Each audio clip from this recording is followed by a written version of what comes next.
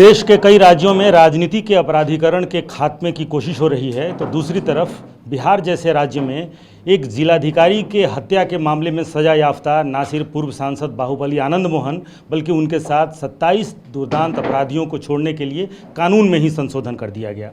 हमारे साथ भारतीय जनता पार्टी के वरिष्ठ नेता पूर्व मुख्यमंत्री सुशील कुमार मोदी जी हैं।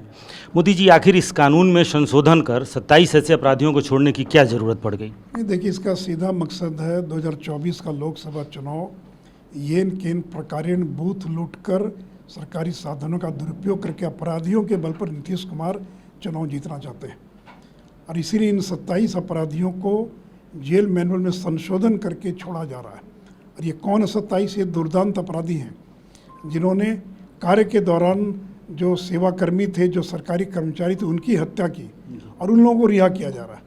और यही नीतीश कुमार की सरकार थी जिसने 2016 में जेल मैनुअल में संशोधन किया था और ये प्रावधान किया था कि बलात्कार के दौरान हत्या, आतंकी हमले में हत्या, तस्करी के दौरान हत्या या सरकारी कार्य करने के दौरान किसी कर्मचारी की अगर हत्या होती है तो उसके साथ कोई नरमी नहीं बरती जाएगी, उनके साथ उनको किसी प्रकार की रियायत नहीं दी जाएगी। और आज उसी कानून में आपने संशोधन कर लिया केवल अपने राजनीतिक स्वार्थ के लिए, और इसलिए सरकार का ये निर्णय असंवैधानिक है, ये मनमाना निर्णय है, ये अनावश्यक निर्णय है, ये जन विरोधी निर्णय है, दलित विरोधी निर्णय है और अपराधियों को संरक्षण देने वाला निर्णय है। इसलिए सरकार को इस निर्णय को वापस लेना चाहिए। क्या आनंद मोहन की रिहाई मेन मकसद था और उसको कवर अप चढ़ाने के लिए 27 लोगों को रिहा किया गया? नहीं, मुझे पता नहीं कि क्या कवर, 27 लोगों को छोड़ा जा रहा है। तो भाई आनंद मोहन का मामला अलग से डील करना चाहिए था और बिना जेल मैनुअल में संशोधन किए हुए कानून में जो भी प्रावधान, उसमें बहुत सारे प्रावधान हैं, आप उसका इस्तेमाल करके किसी को भी छोड़िए, मुझे आपत्ति नहीं है। आखिर कोई ज़िंदगी भर तो जेल में नहीं रहेगा, 10 साल, 20 साल, 25 साल जेल में रहेगा। बेल का प्रावधान है, रेमिशन का प्रावधान है, पेरोल का प्रावधान है, छोड़ने का प्रावधान है। लेकिन आप राजनीतिक हितों को ध्यान में रख कर और नियमों में संशोधन करने के जिस अपराध को आपने जघन्य अपराध कहा, आपने लिखा ये जघन्य अपराध की श्रेणी में आएगा और उस जघन्य अपराध को आपने शिथिल कर दिया और शिथिल करके अपने राजनीतिक स्वार्थ के लिए अगर आप कोई निर्णय लेते हैं तो भारतीय जनता पार्टी उस निर्णय के पक्ष में नहीं है। हम उस निर्णय का विरोध करते हैं क्योंकि ये अवैधानिक, ये असंवैधानिक निर्णय है। 7 लोग इसमें ऐसे हैं जिनको हर महीने थाने में हाजिरी लगानी होगी।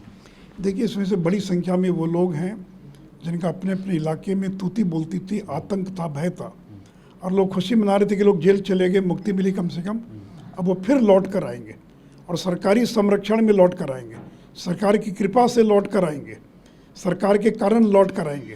तो स्वाभाविक है कल चुनाव में उनकी मदद करेंगे, लोगों को परेशान करेंगे, सरकार कोई उन पर कार्रवाई नहीं कर पाएगी। तो ये केवल चुनावी लाभ को ध्यान में रखकर ये एक राजनीतिक निर्णय है और इस निर्णय का भारतीय जनता पार्टी घोर विरोध करती है। एक आखिरी सवाल, नीतीश कुमार दिल्ली से लेकर के और कोलकाता और लखनऊ जा रहे हैं, क्या इस मामले में उनको जवाब देना होगा? नीतीश, मैं तो कहूँगा कि अखिलेश यादव को जवाब देना चाहिए। मायावती ने सवाल उठाया है, ये अखिलेश यादव जवाब दें, ममता बनर्जी जवाब दें और राहुल गांधी जिन्होंने भ्रष्टाचार से जुड़े ऑर्डिनेंस को फाड़ दिया था और जिसका परिणाम था कि लालू यादव को सजा हुई, राहत नहीं मिल पाई। एक और राहुल गांधी इस ऑर्डिनेंस को फाड़ते हैं जिससे लालू यादव को राहत मिल सकती थी और दूसरी ओर बिहार के मुख्यमंत्री और राहत देते हैं कानून में संशोधन करके ताकि अपराधीकरण को बढ़ावा मिले, अपराधियों का मनोबल बढ़े और अपराधियों को जेल से रिहा किया जा सके ताकि उनको चुनाव में उसका राजनीतिक लाभ मिल सके। तो चलिए, ना सिर्फ नीतीश कुमार को बल्कि आखिर कानून में संशोधन कर 27 दुर्दांत अपराधियों को क्यों जेल से रिहा किया जा रहा है, इसका जवाब ना सिर्फ नीतीश कुमार को देना होगा बल्कि उनके साथ राहुल गांधी, अखिलेश यादव और ममता बनर्जी को भी देना होगा। कैमरामैन कुणाल के साथ रुपेश कुमार, TV9 भारतवर्ष, पटना।